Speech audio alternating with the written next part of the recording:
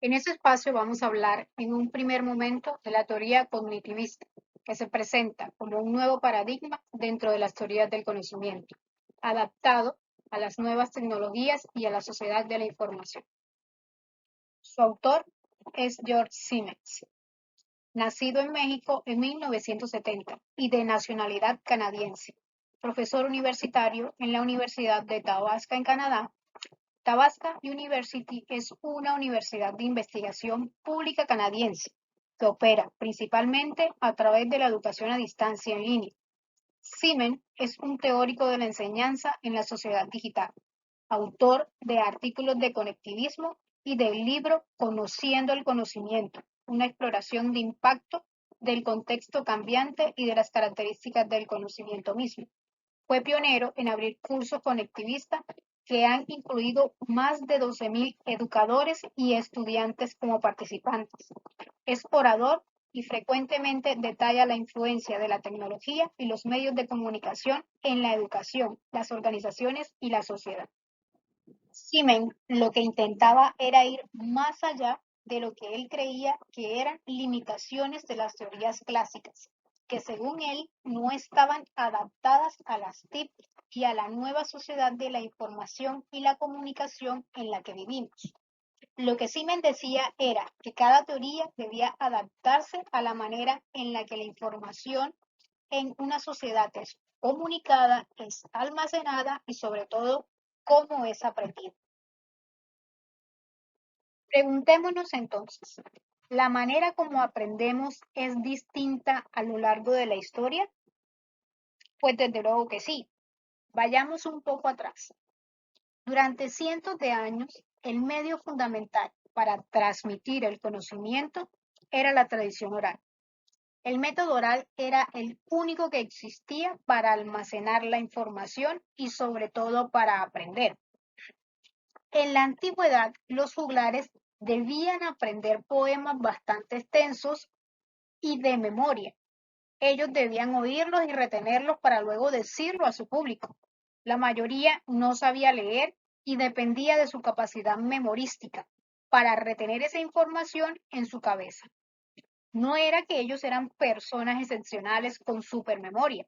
Lo que sucedía es que en su época se fomentaba ese tipo de aprendizaje. Era la habilidad de retentiva y la memoria lo único que tenían a disposición y debían adaptarse a eso. Ahora miremos, en la actualidad, cuando no recuerdas la letra de una canción, buscas en Google y la encuentras de manera fácil. Otro ejemplo puede ser, ¿ustedes recuerdan cuántos números de teléfono se sabían antes de que existieran los smartphones y sus agendas? No es que tengamos menos memoria, es que el cerebro humano solo recuerda aquello que necesita. De lo demás, no gasta su energía en hacerlo. Entonces, en esta sociedad, con estas nuevas reglas, lo que tenemos que hacer es que nuestras herramientas para enseñar coincidan con las herramientas para aprender que tienen nuestros alumnos. Es decir, básicamente estamos enseñando a internautas. Todos estos cambios que ha traído las tecnologías de la información en la forma de hacer negocios, la naturaleza de los bienes y servicios, el significado del tiempo en el trabajo y sobre todo las transformaciones en los procesos de aprendizaje que no pueden ser explicados por algunas de las teorías tradicionales como el conductismo, el cognitivismo y el constructivismo, pues la mayoría de estas considera que el aprendizaje surge desde el sujeto, lo cual es refutado por el cognitivismo, el cual propone que el aprendizaje surge de la fusión del sujeto con su entorno y la adaptación de sus principios, modos de vida y actitud. Es entonces en este contexto que cobra relevancia el cognitivismo, que básicamente considera que el aprendizaje es un proceso que ocurre al interior de un ambiente de elementos cambiantes los cuales no están bajo el control del individuo. Esta teoría plantea que el aprendizaje se caracteriza por ser caótico, continuo y complejo, y que además se manifiesta en diferentes escenarios como comunidades, redes personales y el desempeño de tareas en el lugar de trabajo.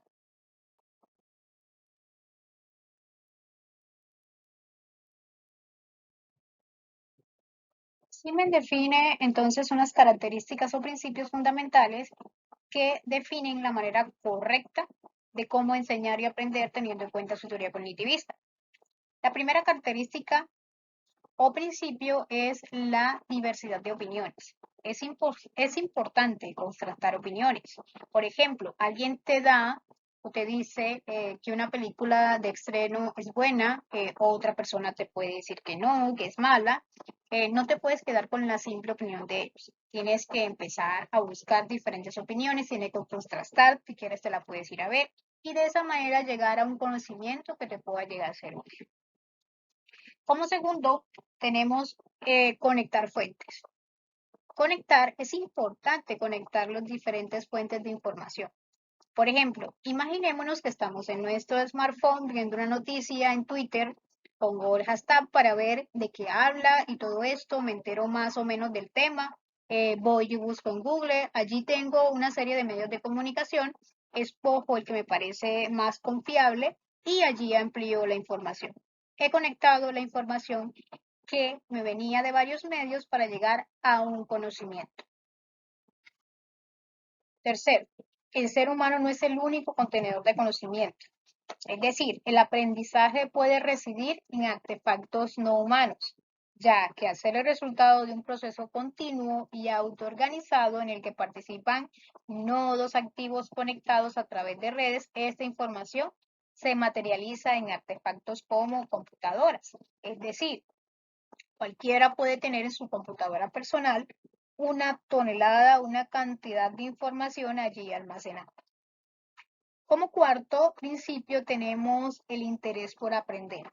En este momento no es tan importante lo que una persona sepa, sino lo que puede llegar a saber. Es decir, es más importante lo que puedes saber mañana que lo que sabes hoy. Por ejemplo, los tutoriales de YouTube o las respuestas que encuentras en los foros.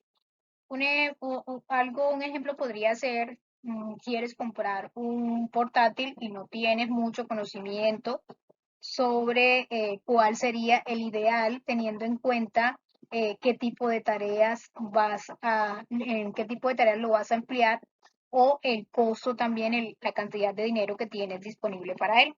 ¿Qué podemos hacer? Nos vamos a YouTube, fácilmente tecleamos allí, consultamos, entramos a foros donde podemos encontrar toda la información que necesitamos y que no sabías, pero que gracias a los conocimientos de otros ha solucionado de manera ágil y útil. El quinto principio es fomentar conexiones. Relacionado con esto está la idea de conectividad. Para ser una persona bien informada, lo que toca es estar bien conectado. A veces es más importante para un conocimiento actualizado el estar conectado con otras personas.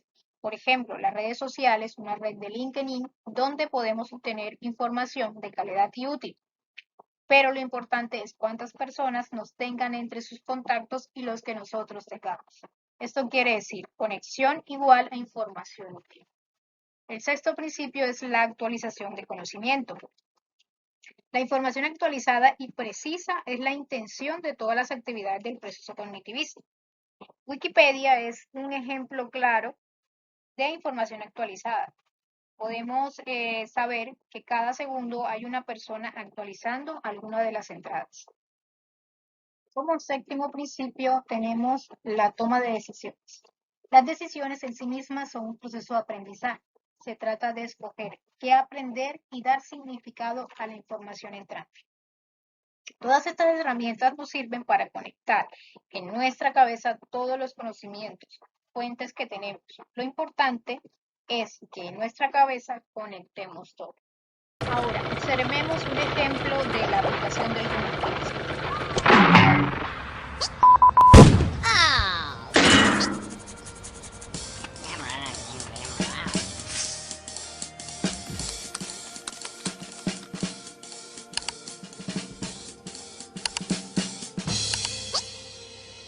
Yeah.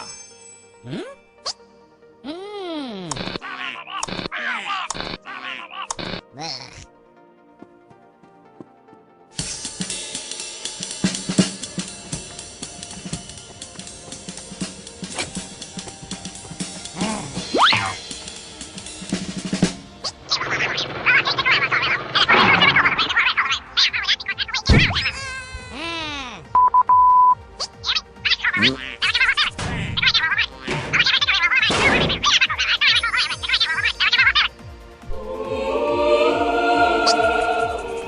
Yeah.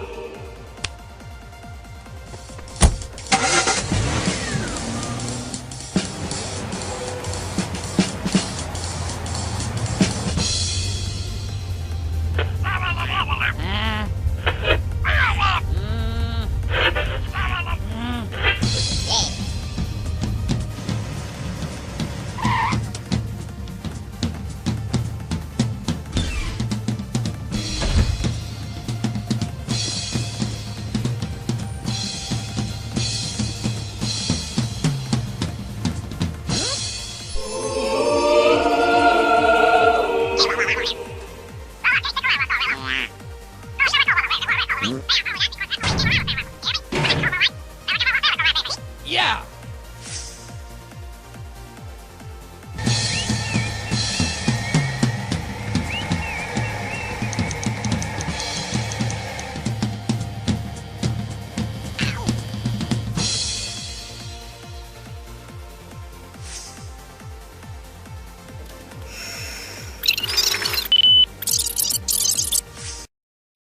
A modo de resumen, a medida que el conocimiento crece y evoluciona, el acceso a lo que se necesita es más importante que lo que el aprendiz posee actualmente. El conectivismo reconoce que en la sociedad actual el aprendiz ha dejado de ser una actividad interna e individual. Por eso propone una mirada a las habilidades de aprendizaje y a las tareas necesarias para que el aprendiz florezca en la era digital. En este segundo momento trabajaremos el aprendizaje por autorregulación. Dal Schultz es uno de los autores que ha aportado al aprendizaje autorregulado. Schultz es un psicólogo educativo, ex decano y profesor actual de la Facultad de Educación de la Universidad de Carolina del Norte de Greensboro. Ha investigado los efectos de las variables sociales y la instrucción en cognición, el aprendizaje, la autorregulación y la motivación. Es autor de numerosos artículos de revista y capítulos de libros sobre psicología educativa. Es autor del libro Teorías del aprendizaje, una perspectiva educativa. Para Schultz, el aprendizaje autorregulado es la habilidad o capacidad que cualquier persona tiene la posibilidad de desarrollar y en donde se necesita un trabajo dirigido que es responsabilidad de la persona. Es allí donde entran a jugar aspectos muy importantes como su entorno personal de aprendizaje, su red social de aprendizaje y entran en juego también los profesores, tutores y todos estos recursos asociados con sus diferencias individuales que son los que terminan permitiéndole al sujeto desarrollar la habilidad. Entonces, el aprendizaje autorregulado, aquel en el que el estudiante participa activamente en su propio proceso de aprendizaje, dándose cuenta de cómo aprende, qué características personales tiene, qué estrategias usa, qué lo motiva y establece metas y reglas con el compromiso personal de cumplirlas. La autorregulación del aprendizaje es un proceso cognitivo, metacognitivo, afectivo y conductual. ¿Por qué cognitivo? Pues esto significa la adquisición de conocimiento mediante la información recibida. Metacognitivo, que se refiere a la acción y efecto de razonar sobre el razonamiento propio, es decir, desarrollar conciencia y control sobre los procesos de pensamiento y aprendizaje. Afectivo, pues expresa el valor, significado e importancia del aprendizaje y conocimiento que adquiere el individuo.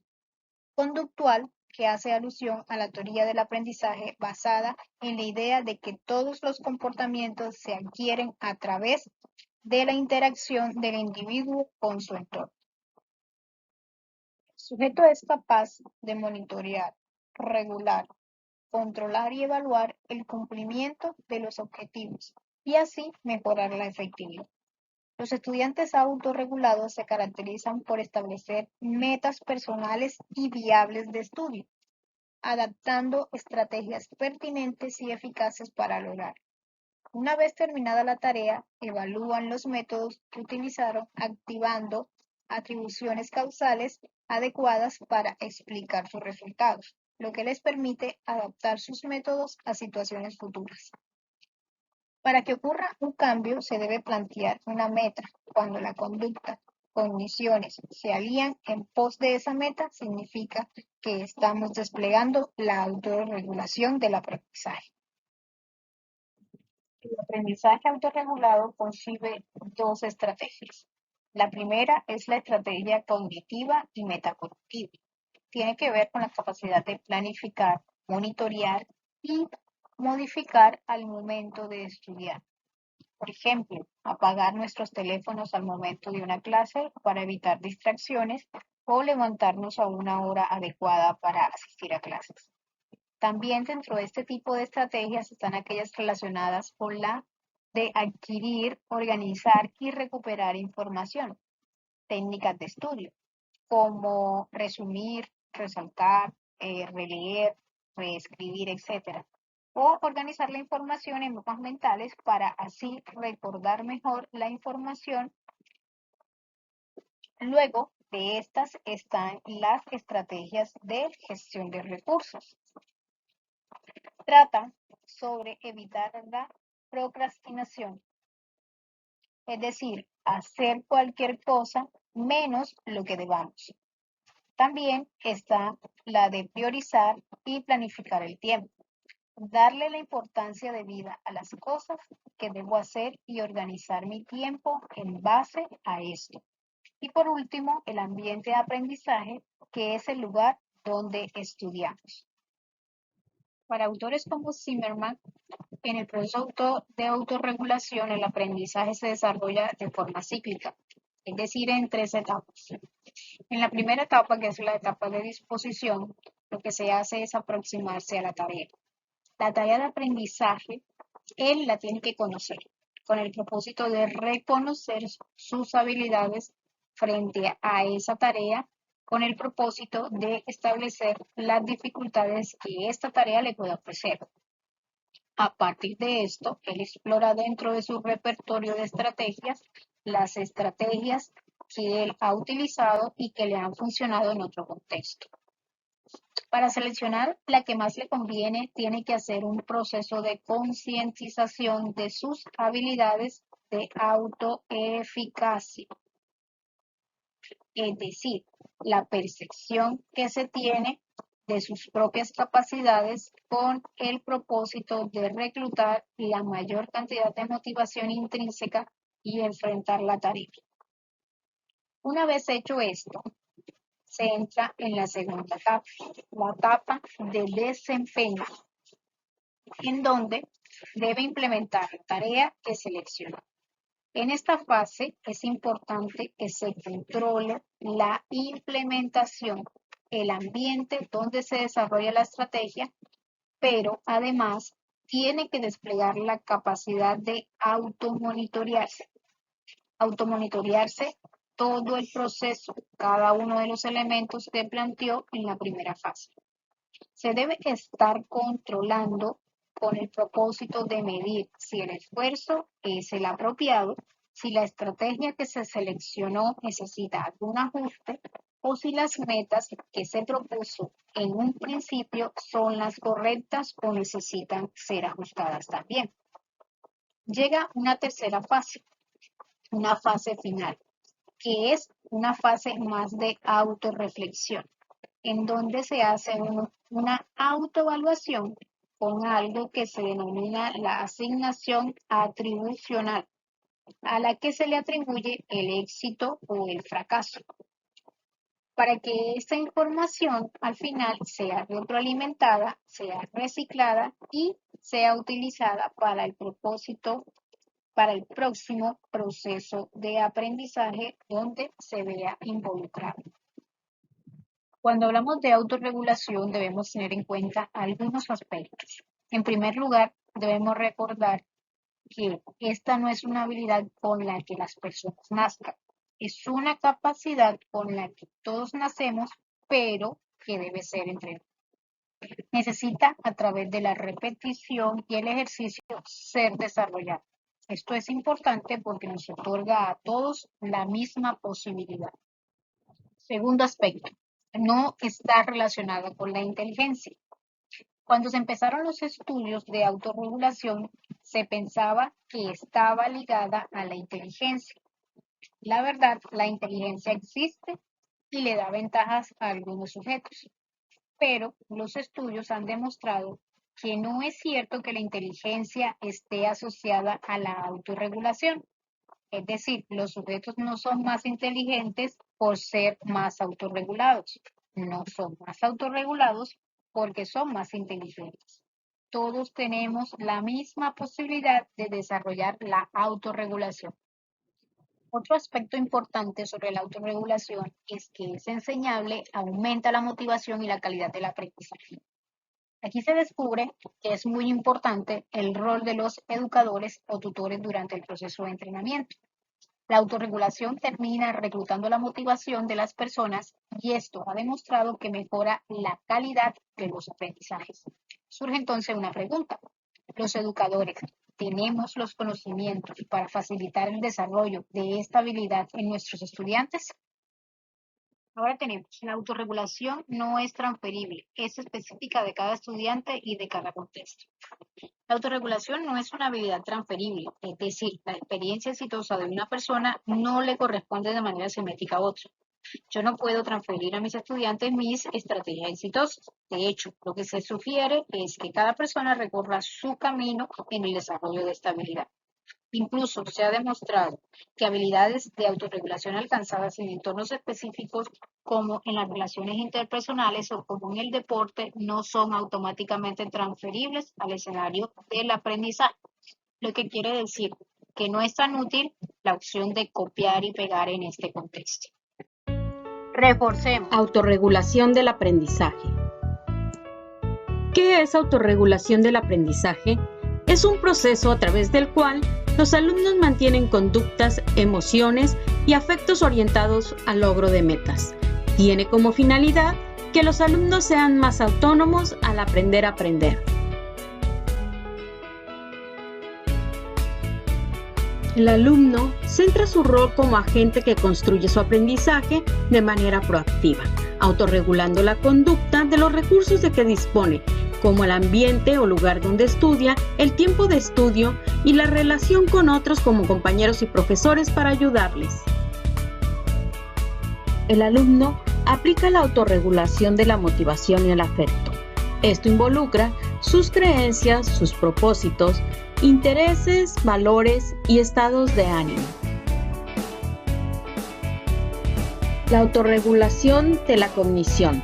El alumno logra control de las diversas estrategias cognitivas que permitan un mejor aprendizaje y rendimiento, llevando así un proceso inicial metacognitivo. Los alumnos autorreguladores de su aprendizaje se caracterizan por el control que realizan sobre sus pensamientos, acciones, emociones y motivación a través de estrategias personales para alcanzar objetivos. Buscan ayuda con otros para mejorar la calidad de su aprendizaje. Lo que identifica a los alumnos autorreguladores de su aprendizaje no es tanto su destreza en la utilización aislada de estrategias de aprendizaje, sino su iniciativa personal, su perseverancia en la tarea y las competencias exhibidas, independientemente en el contexto que ocurre el aprendizaje. Created using Powtoon. Podemos concluir entonces que la autorregulación es más compleja de lo que parece, que todos tenemos la posibilidad de desarrollarlos. Se requiere un trabajo específico de parte del estudiante y de parte del docente o tutor. Es un condicionante del éxito, lo cual quiere decir que ya no es tan opcional. Es un poco más una obligación desarrollar esta habilidad de autorregulación en nuestro contexto. Se requiere en todos los entornos. Esto ha trascendido a las aulas, a los procesos de aprendizaje, porque en todo nuestro contexto cultural y en el concepto de la era digital, la autorregulación trae beneficios.